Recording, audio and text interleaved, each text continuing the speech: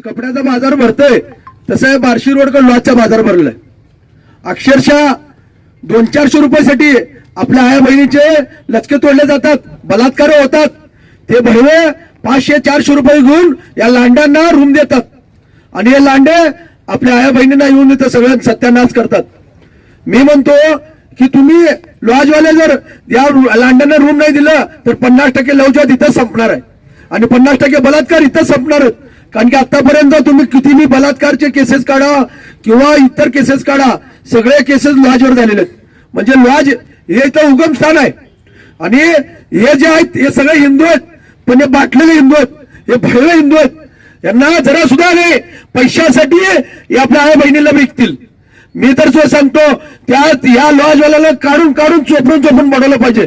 आज एक पवार नावाचा ज्यांनी लॉज चालवायला घेतला होता त्याचं नाव आज मी जाहीर करतो आणि सीपी साहेब एसपी साहेबाला सांगणार आहे की त्याला त्याच्या ह्याच्यामध्ये त्याला फोसकं दाखल करून घ्या आणि त्याच्यावर सुद्धा गुन्हा दाखल झाला पाहिजे। आता त्याचं नाव आहे रत्नाकर नीलकंठ पवार। तो राहतो कुठं? पत्रा तालीम। मुलगी कुठली आहे? पत्रा तालीम। म्हणजे विचार करण्यासारखी गोष्ट आहे की आज पत्रा तालीम महाराष्ट्रात नावाजलेली तालीम आणि तो आरोपी सुद्धा तिथलाच आणि मुलगी सुद्धा तिथलीच। आज भडवा पळून गेलाय काय, आज तिथला त्याचं हे रद्द झालेलं आहे। पण मी म्हणतो या भडव्याला जिथं तिथं चोपून काढू। आता इथं कुठं जरी असलं तर समोर आणा, त्याला इथून नागडं करून त्याची धिंड काढू आपण। पण एक लक्षात ठेवा, यापुढे आम्ही कुठली गोष्ट सहन करून घेणार नाही।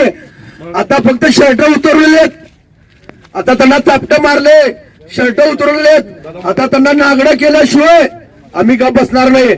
यापुढे आमच्या हिंदू बहिणीचं रक्षण आमच्या हातात आहे। सरकार आज 10 वर्ष झालं कायदा करतो म्हणतंय, पण अजून सुद्धा लव जिहादवर कायदा झालेला नाही आहे। फक्त आपल्याला खेळवत ठेवलेलं आहे। सरकार संस्था आम्ही जाहीर निषेध करतो। सरकारनं जल्दीत जल्द लव जिहादचा कायदा करा। धर्म संपल्यानंतर तुम्ही करणार का? फडणवीस साहेबांचं परवा स्टेटमेंट होतं, त्यांनी म्हणले कित्येक वर्ष लव जिहाद चाललेलं आहे, मला वाटत नव्हतं, पण यावेळेला घडल्यानंतर मला वाटलंय। म्हणजे आम्ही ज्यावेळेला करत होतो त्यावेळेला तुम्हाला सगळं खोटं वाटत होतं, पण आता कुठं तुम्ही म्हणता की खरंच लव जिहाद आहे। अहो खरंच लव जिहाद आहे। मशिदीमधनं त्यांना पैसा दिला जातो, मदरशामधनं त्यांना पैसा दिला जातो, त्यांच्या अकाउंटला तुम्ही तपासा, लाखो रुपये येऊन पडलेले असतात। कशाला? तर आपल्या मुली पाठवायला। दुसरं त्यांनी काही कामधंदा करत नाहीत। चांगल्या चांगल्या गाड्या शेण मारणं, लोक कॉलेज पैसे जाऊन जाणं, इंस्टाग्रामवर मुलीची ओळख करून घेणं, हे प्रकार आहे। परवा तर दिल्लीवरनं मादरचोद इथं आला, दिल्लीवरनं त्याची टॉप किती आहे महाराष्ट्र त्याची, पण त्याला सांगतो छत्रपती शिवाजीचे मावळे महाराजांचे मावळे अजून जिवंत आहेत। तुझ्यासारखे लांडे इथं आले तर चालणार नाही। असले खिलजी म्हणा, औरंगजेब म्हणा, औरंगजेब सगळ्याला आम्ही इथून हाकलून दिलेला आहे। एक लक्षात ठेवा, हे छत्रपती शिवाजी महाराज संभाजी महाराजांचं राज्य आहे। आम्ही कधी सुद्धा आमच्या आया बहिणींचे लचके तोडून दिला नाही। आमच्या आया बहिणींचे संरक्षण करायला हे सकल हिंदू समाज आम्ही अजून आहे, अजून जिवंत आहे। आमच्या नंतर अजून पिढ्या येतील, पण आम्ही आया बहिणींचं संरक्षण करणार। कारण की त्यांनी जे पूर्वीपासून त्यांचं योग होतं, पूर्वी गावागावात ना आया बहिणी उचलून घेऊन जायच्या, पण आता कायदा झाल्यामुळं त्यांना हे करता येईल नाही। त्यासाठी हे लव जिहादसारखे प्रकार त्यांनी करतात। अहो एकेकांना स्वतः एक मुसलमान बाई संगत लग्न करतात, दुसऱ्या हिंदू मुलीला पटवतात आणि ते तिला बाजूला ठेवतात। पैशाचं लालच दाखवलं जातं मुलीला। ज्या मुलीचे आई वडील नाही आहेत, ज्या मुलीला वडील नाही आहेत किंवा आई नाही आहे, घरची परिस्थिती बेताची असल्या मुलीवर लक्ष ठेवलं जातं।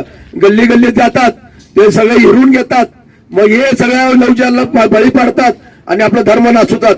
यासाठी मी सरकारला सांगू इच्छितो की लवकरात लवकर लव जिहादवर कायदा करा, अन्यथा आम्हाला रस्त्यावर उतरून तुमच्या विरोधात आंदोलन करावं लागेल। कारण की तुम्ही म्हणता हिंदुत्वाचं सरकार आहे, मग का ग बसलात तुम्ही कायदा करण्यासाठी? तुम्हाला कोण अडवलंय कायदा नाही करण्यासाठी? पहिला या आता पावसाळी अधिवेशन चालू आहे, त्यामध्ये सरकारनं हे कायदा पारित केला पाहिजे अशी मी मागणी करतोय। Like, subscribe, click on the bell.